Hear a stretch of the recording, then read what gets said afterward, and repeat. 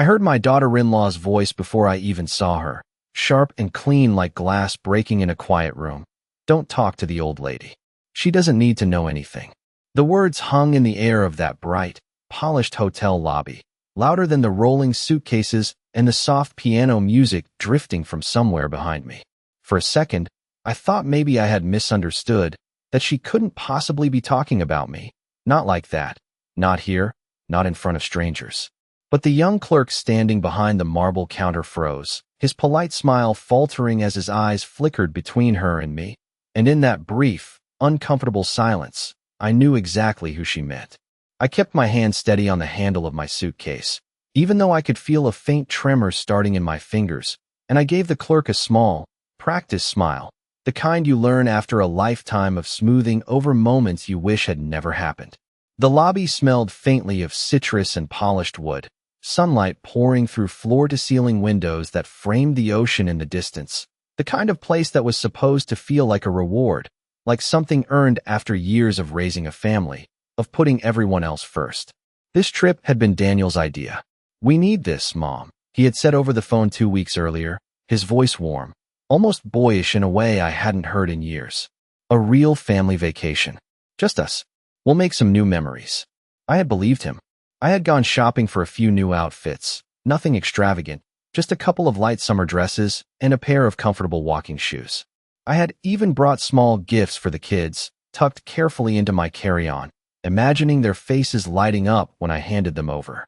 Standing there in the lobby, though, I felt something shift, quiet but unmistakable, like the moment a floorboard gives way beneath your weight, and you realize too late that the ground isn't as solid as you thought. Vanessa stepped slightly in front of me, her posture relaxed, confident, as if nothing unusual had just happened, as if she hadn't reduced me to a dismissive label in front of a stranger.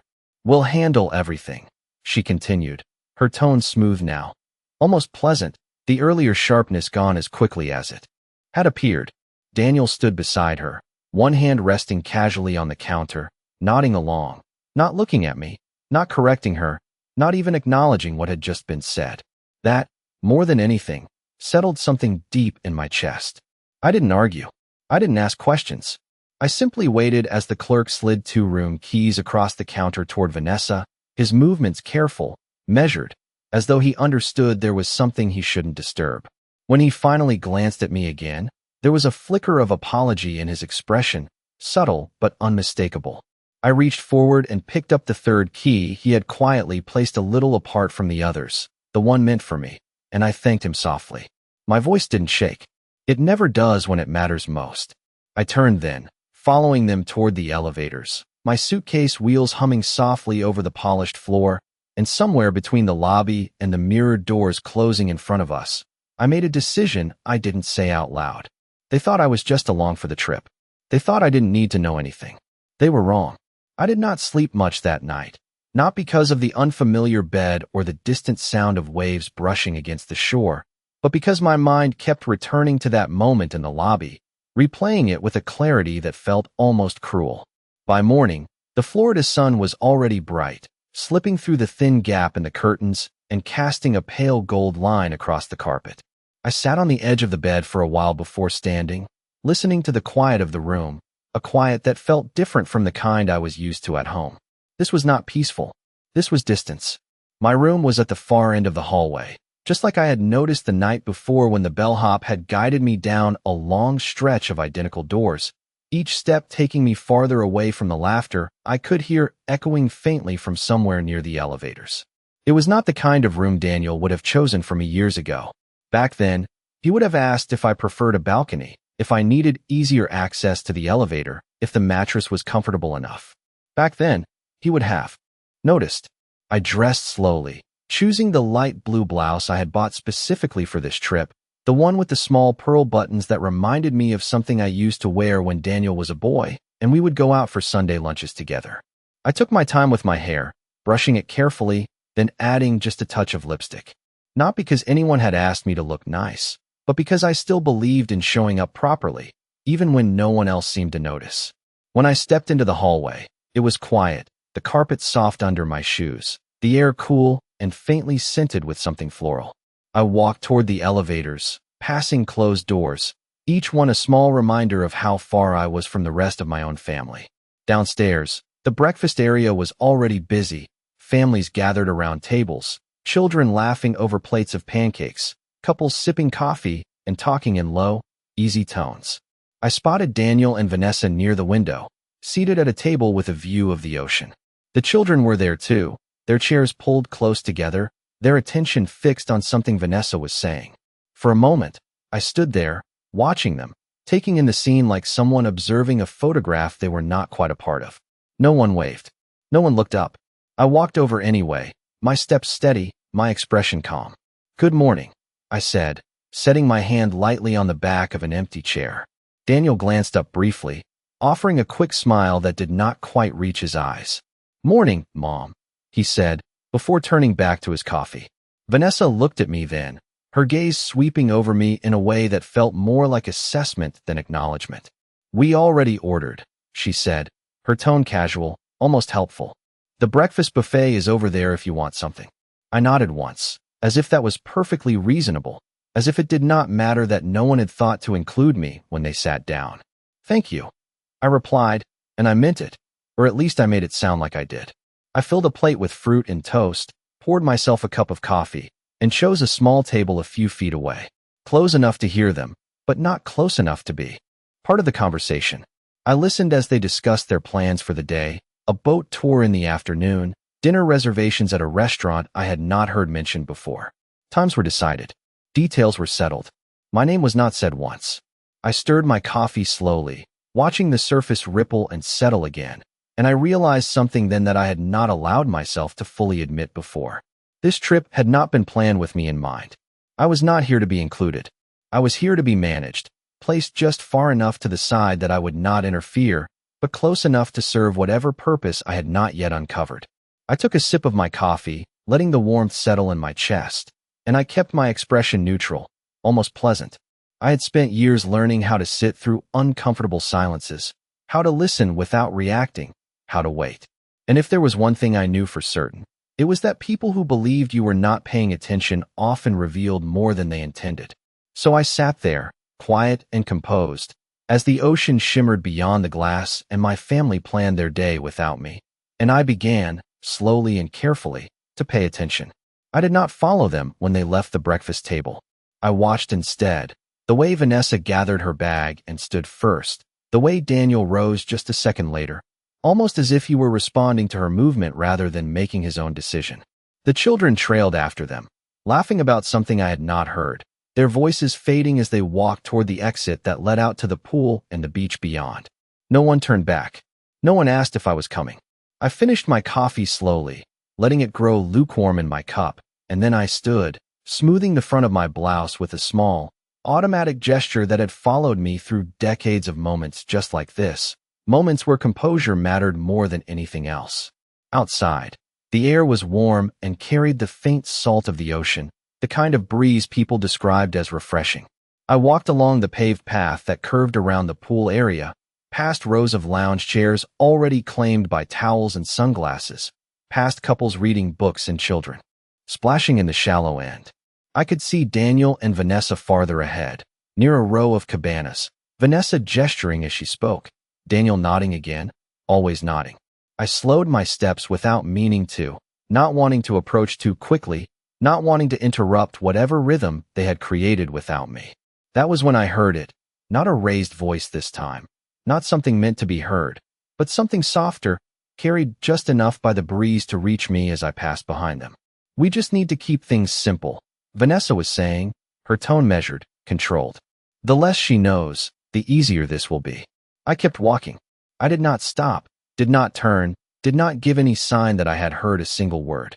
But something in my chest tightened, not sharply, not dramatically, just a steady, quiet pressure that told me I was getting closer to understanding what this trip was really about. I found a bench overlooking the water and sat down, folding my hands in my lap, watching the horizon where the blue of the sky met the deeper blue of the ocean. People walked past me in both directions, some alone, some in pairs, all of them moving with the ease of vacation, with no idea that a single sentence could change the shape of a person's place in the world. I stayed there for a while, long enough for the sun to climb higher, long enough for the sounds of the resort to settle into a kind of background rhythm. When I finally stood again, I chose not to return to my room. Instead, I made my way back inside, through the glass doors, and into the cool quiet of the lobby. The same clerk from the day before was there, speaking with another guest, his expression professional, composed. When he noticed me, there was that same flicker of recognition, followed by something else, something more deliberate this time. "Good morning, ma'am," he said when he was free, his voice low enough that it did not carry beyond the counter. "Is everything in your room satisfactory?" The question was simple, standard, but the way he asked it suggested he was offering something more than routine politeness. I returned his smile, just as measured.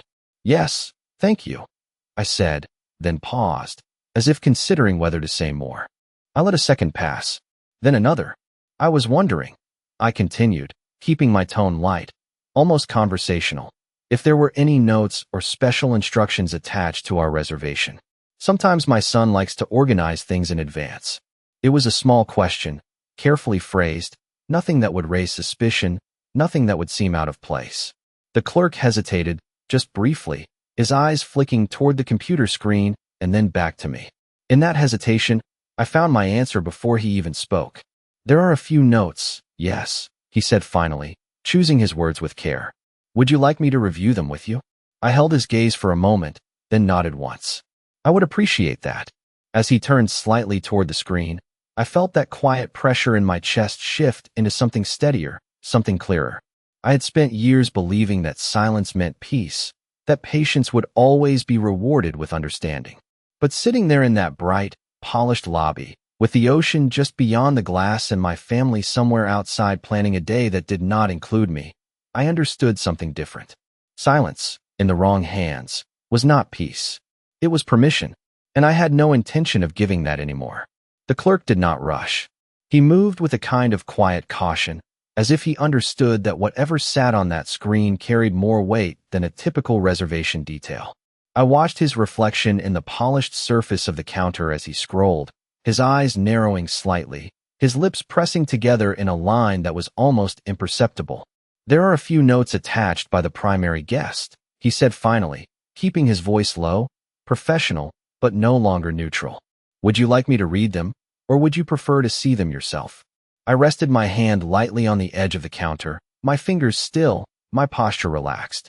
"Please," I said gently, "just tell me what I need to know."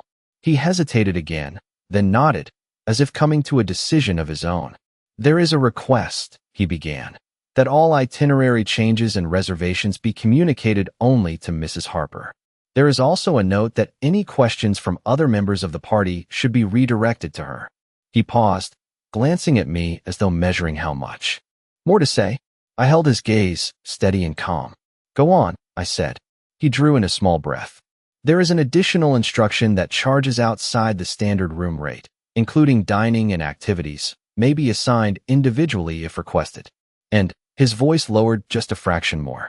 "There is a note advising staff not to provide detailed information to you directly, ma'am, in order to avoid, and I am quoting here, unnecessary confusion." For a moment, the sounds of the lobby seemed to fall away, replaced by a stillness that was almost complete. I could hear the faint hum of the air conditioning, the distant roll of a suitcase over tile, the soft murmur of someone checking in behind me, but all of it felt far removed, like something happening in another room. I nodded once, slowly, as if I were simply absorbing routine information. "I see," I said, my voice even, my expression unchanged. "Thank you for letting me know." The clerk gave a small, respectful incline of his head. "If there is anything you need, please feel free to come directly to me," he added. "Of course," I replied. I turned then, not abruptly, not with any sign of agitation, and walked toward the seating area near the windows. The ocean was still there, bright and endless, the surface catching the sunlight in small, shifting patterns that looked almost like scattered glass. I chose a chair facing the water and sat down, placing my hands neatly in my lap. For a long moment, I did nothing. I simply sat and let the information settle, not as a shock, not as a wound, but as confirmation of something that had been forming quietly beneath the surface since the moment I stepped into that lobby the day before. This had not been an accident. It had not been a series of small oversights or misunderstandings. It had been arranged, planned, written down in clear, deliberate language and handed to strangers to carry out on her behalf. I thought of the breakfast table, of the way my presence had been acknowledged only as an afterthought, of the conversation I had overheard by the cabanas, the careful phrasing, the emphasis on simplicity, on control. I thought of Daniel, of the way he had stood beside her, nodding, silent, as though this arrangement made perfect sense to him. I did not feel anger in the way people expect, not the kind that rises quickly and demands to be expressed. What I felt was something steadier, something colder, a quiet clarity that settled into place piece by piece. I had spent years believing that if I was patient enough, kind enough, accommodating enough, things would naturally fall into balance. That respect, once given, would be returned. That family, by its very nature, would correct itself. Sitting there, watching the tide move in and out along the shore, I understood how naive that had been.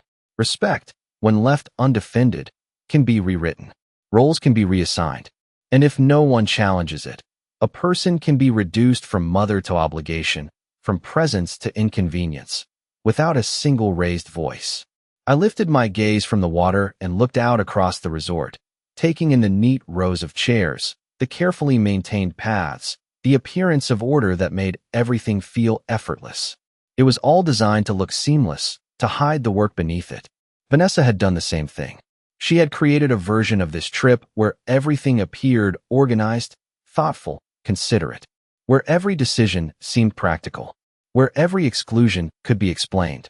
It was almost elegant in a way. I allowed myself a small, private smile, not of amusement, but of recognition. She had assumed that if she controlled the information, she controlled the narrative. That if she decided what I knew and what I did not, she could shape how I moved, how I responded, how I existed within this family. She had assumed that I would remain exactly as she had labeled me. The old lady. The one who did not need to know anything. I adjusted the cuff of my sleeve, smoothing the fabric with slow, deliberate care, then stood. There was no need to rush. No need to confront. Not yet. I had learned everything I needed to begin. And for the first time since arriving, I was no longer reacting to what was happening around me. I was deciding what would happen next. By the time I stepped back outside, the sun had climbed higher, casting sharper shadows along the pathways, the kind that made everything look more defined, more precise. I walked slowly this time, not because I was unsure of where I was going, but because I wanted to see everything clearly. The pool area was busier now, the soft murmur of conversation layered over the sound of water and distant music. I spotted them again near the cabanas, but I did not go to them. Not yet. Instead, I turned toward a quieter corner of the resort, where a row of white chairs faced the ocean and fewer people lingered. I had just sat down when I heard a voice behind me, hesitant but familiar. Grandma. I turned slightly and saw Olivia standing a few feet away, her expression uncertain, as though she was not entirely sure she was allowed to approach me. She had grown taller since the last time I had seen her, her features more defined, but there was still something in her eyes that reminded me of the little girl who used to sit at my kitchen table and ask endless questions about everything. "Good morning, sweetheart," I said, offering her a warm, genuine smile. She walked over and sat beside me, tucking one leg under the other, her gaze drifting out toward the water before returning to me. For a moment, she did not say anything, and I did not rush her. Silence, when it is shared, can be different, softer, safer. "I am sorry about yesterday," she said finally, her voice low. "At the front desk. I heard Mom."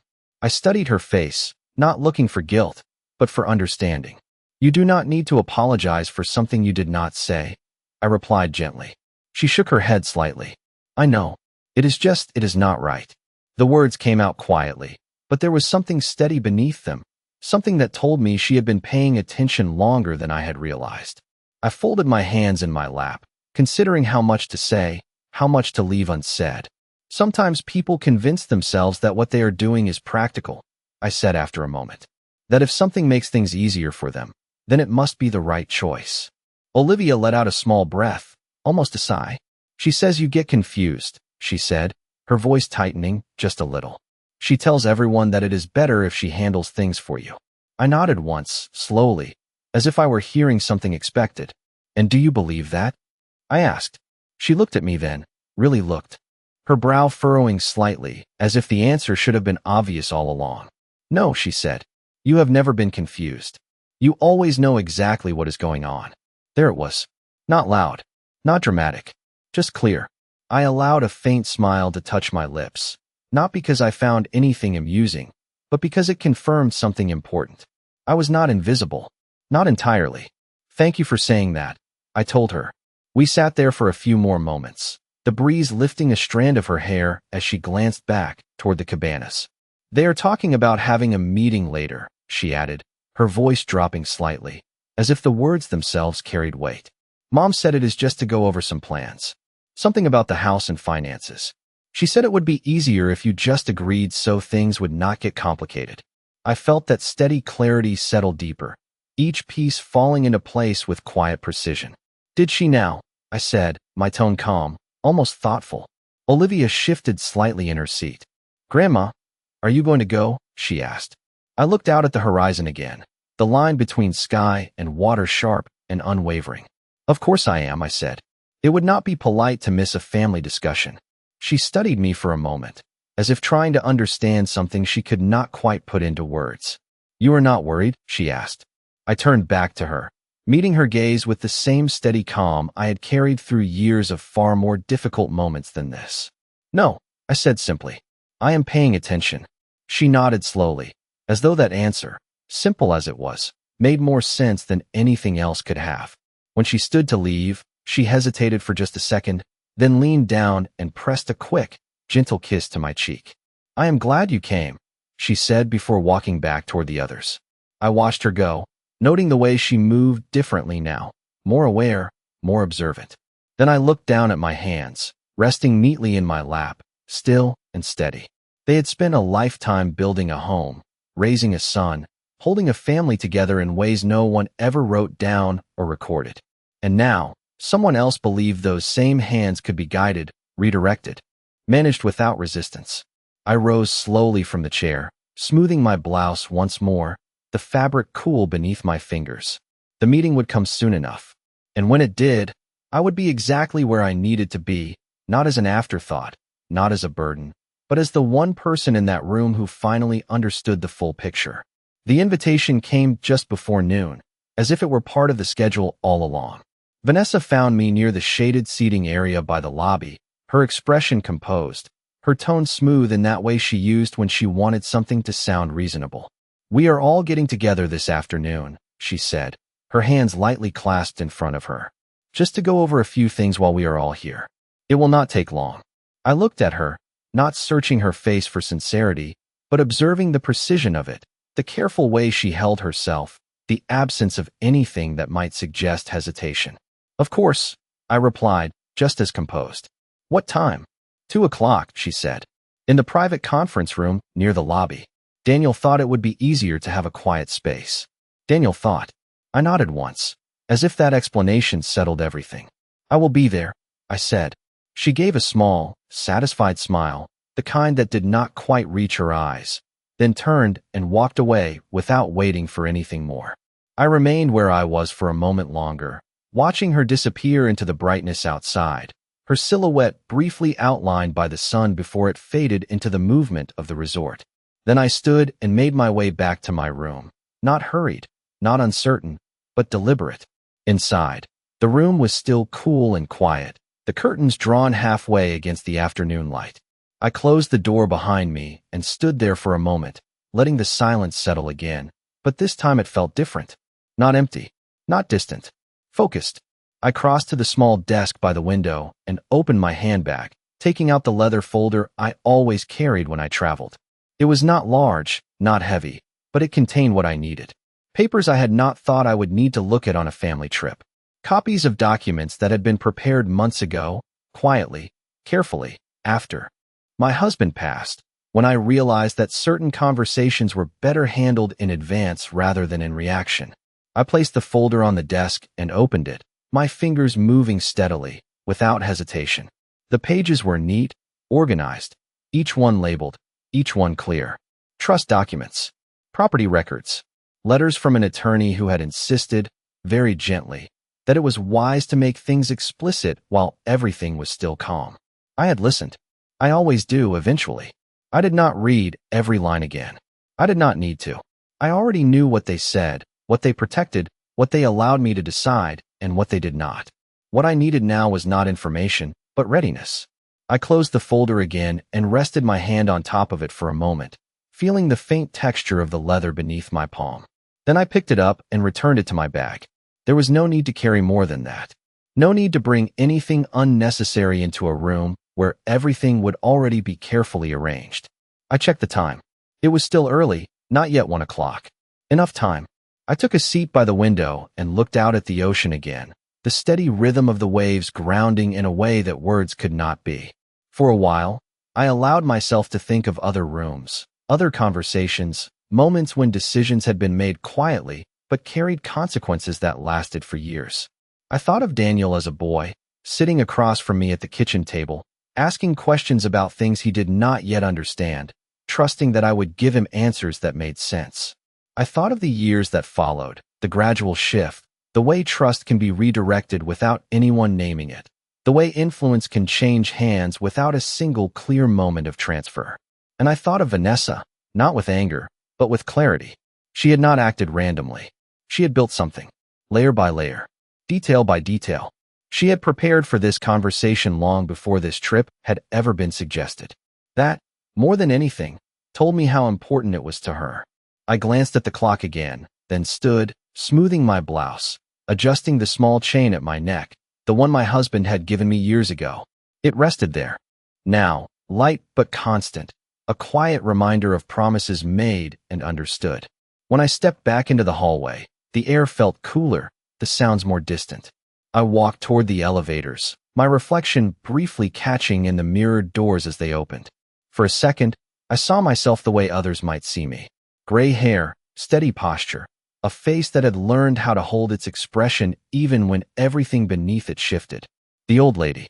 I stepped inside and pressed the button for the lobby, my hand steady, my gaze forward. The doors closed, and the elevator began its quiet descent.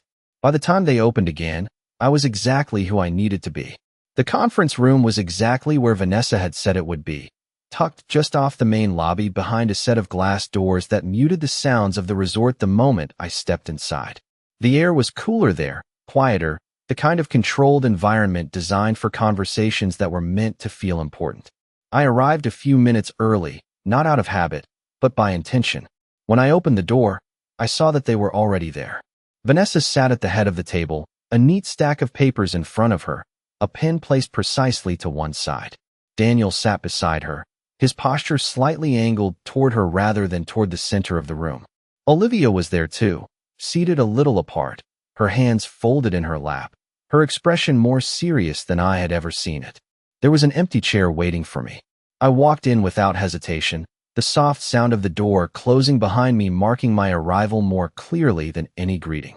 "Mom," Daniel said, offering a small nod. Vanessa gave me a polite smile, the kind reserved for formal situations rather than family. "Thank you for coming," she said. I took my seat, placing my handbag neatly beside the chair, my movements unhurried, deliberate. "Of course," I replied. "You said this was important." Vanessa inclined her head slightly, as if acknowledging that we were now aligned in purpose. "We just wanted to take advantage of having everyone together," she began, her voice measured, controlled, every word chosen in advance. "There are a few things we have been meaning to discuss for a while now, and it seemed like this would be the most convenient time." Convenient. I folded my hands lightly on the table and waited. She slid the stack of papers toward the center, turning them so they faced me. "We have been reviewing the long-term situation with the house," she continued, "as well as some of the financial arrangements that were set up after." She paused briefly, not out of emotion, but to choose a softer phrasing. "After everything changed." Daniel nodded beside her, still not quite meeting my eyes. "We just want to make sure everything is streamlined," he added. "Easier for you." Easier. I looked down at the papers without reaching for them. The top page was neatly formatted, typed, structured in a way that suggested careful preparation. Not something put together quickly. Not something decided on a whim. "And what exactly would these changes involve?" I asked, my tone even, curious, as though I were simply seeking clarification. Vanessa leaned forward slightly, her hands resting on the table, her posture confident. Primarily, we are suggesting that ownership of the house be transferred into a more flexible structure, she said. It would allow Daniel to manage things more efficiently, especially when it comes to maintenance, taxes, and long-term planning. She spoke smoothly, almost effortlessly, as though she had rehearsed each sentence until it sounded both reasonable and necessary. It would also simplify access to certain accounts, she added, so that decisions can be made quickly when needed. I let her finish. I let the silence settle for a moment after her words, not as a challenge, but as space. Then I looked at Daniel. "And you believe this is the best course of action?" I asked. He shifted slightly in his seat, his fingers brushing the edge of the table before settling again. "It just makes sense, Mom," he said. "We are thinking about the future, making sure everything is taken care of." Taken care of. I nodded once, slowly, as if considering his words with the seriousness they were meant to carry. Then I reached forward and placed my hand lightly on the stack of papers, not to pull them closer, but simply to acknowledge their presence. "You have both clearly put a great deal of thought into this," I said. Vanessa's expression softened just a fraction, as if she had been waiting for that recognition. "We have," she replied. "We just want what is best for everyone." I met her gaze then, holding it for a moment longer than necessary, not with confrontation, but with clarity. "Of course," I said quietly.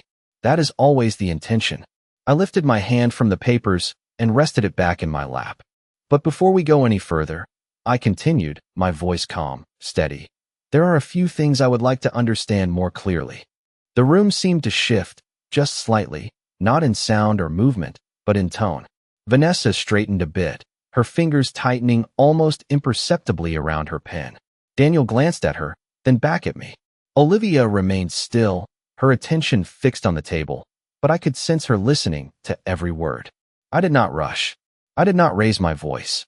I simply allowed the moment to stretch, to settle into something more honest than what had been carefully prepared. Because for the first time since this conversation had begun, it was no longer unfolding exactly as they had planned. "Before we go any further," I repeated, letting my voice settle into the room without urgency, "I would like to understand why certain instructions were given at the front desk." Vanessa's pen paused mid-movement, just for a fraction of a second, before she set it down carefully beside the papers. "I am not sure what you mean," she said, her tone still controlled, but no longer as fluid as before. I did not look at her immediately. Instead, I reached into my handbag and removed my leather folder, placing it gently on the table in front of me. The sound was soft, almost unnoticeable, but it shifted something in the room all the same. "I spoke with the hotel staff this morning," I continued, opening the folder with slow, deliberate care. "They were kind enough to clarify a few details about our reservation." Now I looked at her. Not sharply, not accusingly, simply directly. It seems there were specific notes left regarding how information should be shared with me. Daniel's posture changed slightly, his shoulders tightening as he glanced between us. Vanessa let out a small breath, one that might have passed as patience if not for the way her fingers pressed lightly against the table. "That was just to keep things organized," she said. "There has been some confusion in the past, and I thought it would be easier if I handled communication." I nodded once, acknowledging the explanation as though it were reasonable. "Easier," I repeated quietly. "For whom?" The question was simple. The answer was not. Vanessa's gaze sharpened, just a little. "For everyone," she replied. "Including you." I allowed a brief silence to follow, not to challenge her, but to let the weight of her words settle in the space between us. Then I reached into the folder and removed a single document, sliding it forward just enough for both her and Daniel to see. "I find it interesting," I said, my tone still even, "that in the effort to make things easier, I was also excluded from knowing what decisions were being made, what arrangements were being scheduled, and what financial matters were being discussed." Daniel shifted in his chair again, his hand moving to the back of his neck, a gesture I recognized from years ago when he was unsure of himself but did not want to admit it. "Mom, it is not like that," he said, his voice quieter now. "We were just trying to help." I turned to him then, holding his gaze with a calm that did not waver. "Help does not require silence," I said. Help does not require that I be treated as if I am not capable of understanding my own affairs. The room was very still now. Even Olivia, who had remained quiet until this point, lifted her eyes, watching closely. Vanessa leaned back slightly in her chair, her expression tightening, the careful smoothness beginning to fracture at the edges. "No one is saying that you are not capable," she said. "We are simply trying to be practical." Practical. I let the word sit for a moment, then closed the folder gently and rested my hand on top of it. "Practical would have been including me in the conversation from the beginning," I said. "Practical would have been asking, rather than deciding." I glanced down briefly at the papers she had prepared, then back at her. "And practical would certainly not involve instructing others to withhold information from me." This time, there was no immediate response. Vanessa's eyes flickered toward Daniel, then back to me, as if recalibrating, as if adjusting to a version of the situation she had not accounted for. I did not press further. I did not need to. Instead, I reached into my bag once more and placed a second set of documents on the table, aligning them neatly in front of me. "Since we are discussing long-term arrangements," I continued, "it seems only fair that we consider all relevant information." Daniel's eyes dropped to the documents, his brow furrowing slightly as he recognized the formatting, the official structure of them.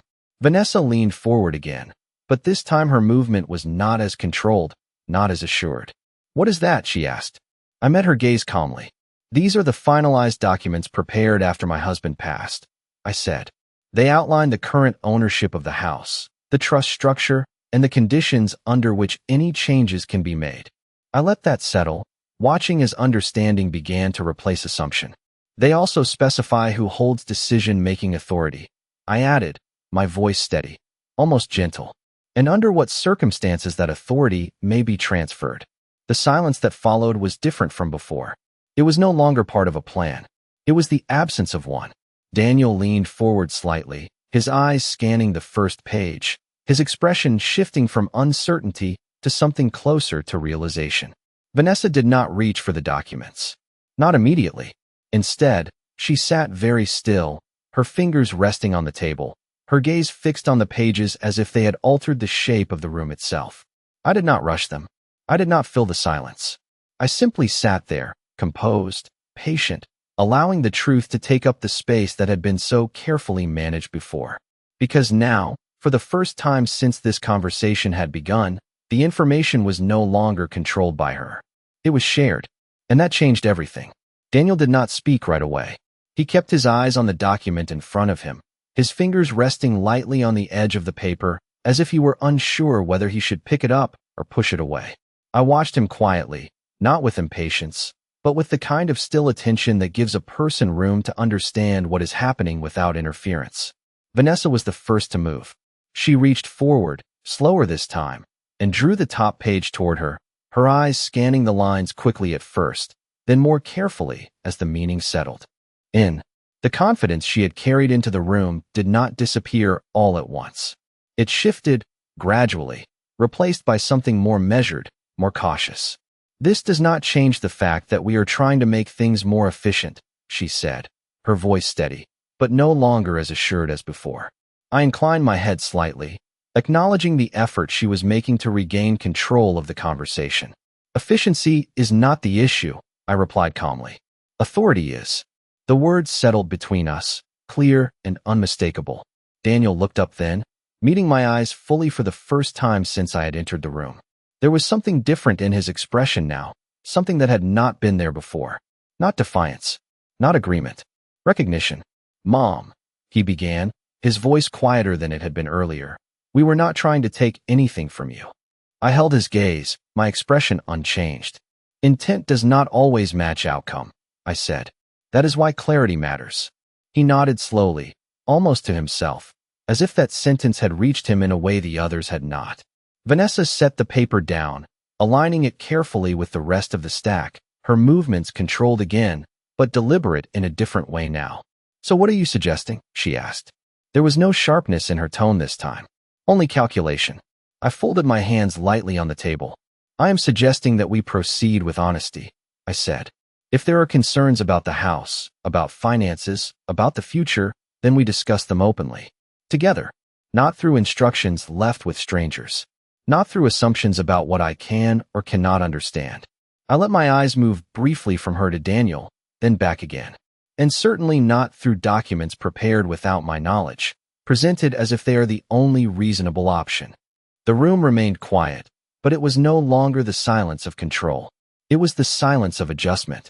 Olivia shifted slightly in her chair, her gaze moving between each of us, her expression thoughtful, as if she were witnessing something she would remember long after this trip ended. Vanessa exhaled slowly, her fingers resting flat against the table now, no longer gripping the pen. "We thought this would be easier," she said, more softly than before. I nodded once. "I know," I replied. "But easier is not always better." Daniel leaned back in his chair, his shoulders relaxing just slightly, as though something he had been holding in place had finally loosened. "Maybe we should slow this down," he said. "Take some time to go through everything properly." I watched him for a moment, then gave a small, approving nod. "That would be wise," I said. Vanessa did not argue. She did not agree either. She simply sat there, her eyes resting on the documents, her expression thoughtful in a way that suggested she was recalculating, adjusting her approach to a situation that had not unfolded as she expected. I reached forward then and gathered my folder, placing the documents back inside with the same care I had used when I first opened it. The movement was simple, unhurried, final in its own quiet way. When I stood, no one stopped me. No one asked me to stay. That was not necessary. The conversation had already shifted. "We can revisit this when we are all ready," I said, my tone calm, composed. Daniel nodded again. Vanessa gave a small, restrained acknowledgement. Olivia met my eyes, her expression steady, understanding more than she said. I turned and walked toward the door, my steps even, my posture straight. When I opened it, the sounds of the resort returned at once, the distant laughter, the movement, the brightness of the afternoon waiting just beyond the threshold. I paused for a fraction of a second, not to look back, but to let the moment settle fully into place. Then I stepped out and let the door close quietly behind me. As I walked through the lobby, past the same polished surfaces and careful arrangements, I did not feel smaller. I did not feel dismissed. I felt exactly as I had begun to understand myself earlier that day. Present, aware, unmoved by what had been assumed about me.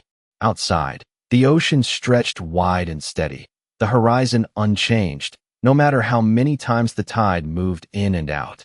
I walked toward it without hurry, the warmth of the sun settling gently against my shoulders. They had called me the old lady as if it were a dismissal, as if it meant I no longer had a place in the decisions that shaped my own life. But what they had not understood, what they had never taken the time to see, was that time does not diminish clarity. It refines it.